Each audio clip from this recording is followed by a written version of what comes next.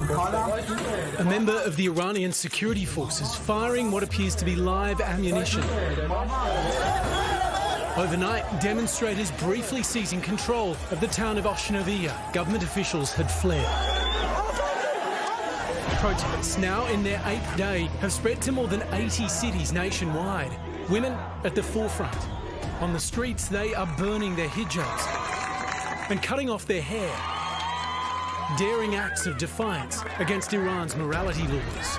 The spark that lit the flame is 22-year-old Mahasa Amini, who was arrested in Tehran earlier this month for wearing her headscarf too loosely. There are reports that Miss Amini was beaten on the head with a baton and her head was banged against the vehicle by so-called morality police. The protests come a year after new Iranian President Ebrahim Raisi came to power, promising tougher enforcement of the country's morality laws. She fell into a coma shortly after collapsing at Bozara Detention Center.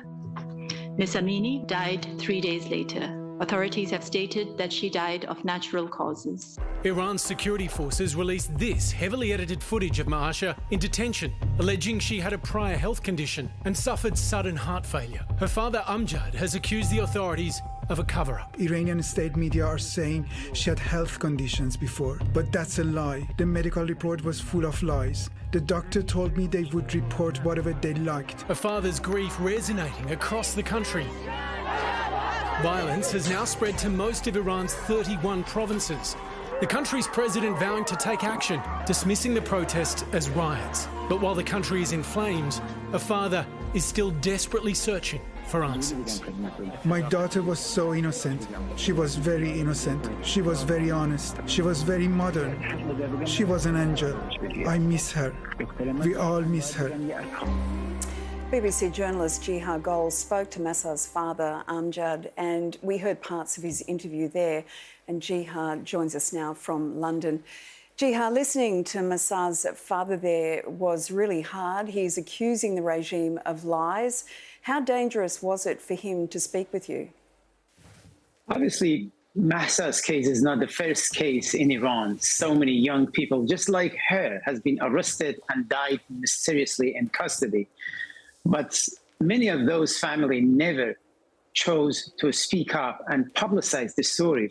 But I think when he saw so many lies was, according to his statement, when he talked to us, so many lies about the previous condition of his daughter was spread on state television and state-run media. It angered him despite the danger of being arrested. His house surrounded by security forces. He chose to talk to us and give his version what happened to his daughter in those crucial days and hours before she died. What's the new Iranian regime trying to do here? Because this incident is not isolated. Even a scheduled interview between the president and CNN's Christiane Amanpour was stopped because she wouldn't wear a headscarf. What's the message that they're trying to send to Iran and to the world? Well, President Raisi is, I could say confidently, he is the most hardline president in the history of Iran. I think he is sending a message for his bases inside Iran. Look, I went to the heart of the great Satan. They call America great Satan, Iranian regime. I forced the famous or well-known anchor to wear hijab, or I refused to talk to her because she wearing a hijab. Because since President Raisi came to the office, the pressure on women has tightened. I just want to say something about President Raisi in UN General Assembly. He raised and showed a picture of Qasem Soleimani, a former commander of elite Quds Force of Revolutionary Guards who was killed a couple of years ago in Baghdad by a US drone. He said he was a martyr. Actually, in the same time he was doing that in New York City, in the hometown of Qasem Soleimani, Kerman, young people climbed up 3-story buildings. They tear down Qasem Soleimani's banner.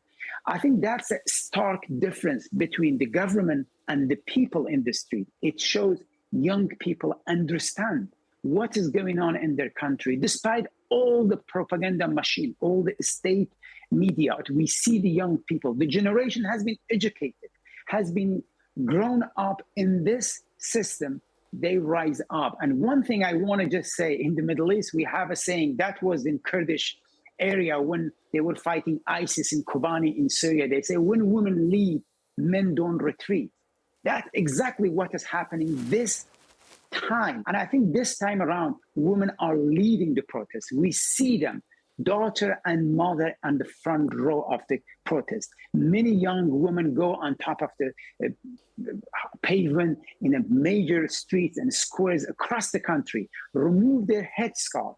They say no. They stand up despite all the brutality of the police and the danger. Any moment they could be shot. Incredible bravery. Jihad Gol, thanks so much for your time tonight. Thank you for having me.